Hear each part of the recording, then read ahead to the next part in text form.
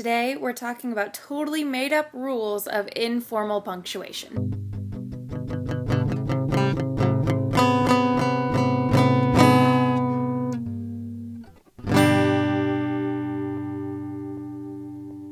There aren't any actual rules of informal punctuation due to the definition of, informal. So this is just a rundown of my personal rules.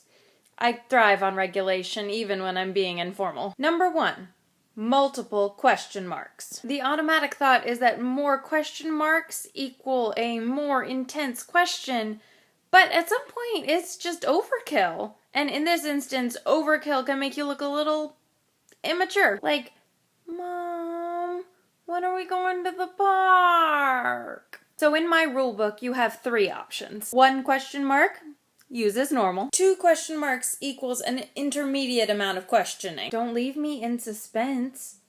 What did you say next? 3 question marks, and yes, I'm jumping around the room to get better lighting. 3 question marks means that that's the highest intensity of question. Have you ever heard anything so ridiculous? And no more.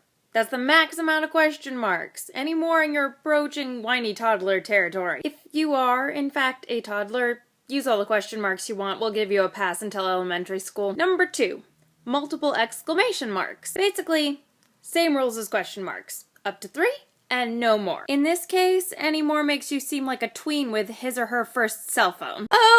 OMG! Number 3, question marks and exclamation marks together. As you may know, I'm terribly disappointed that the interrobang isn't in general use, but this is what you can use when you don't want people to say, "What is that?" A lot of people are going to disagree with me on this one, but I believe it should be 1 question mark plus 1 exclamation mark.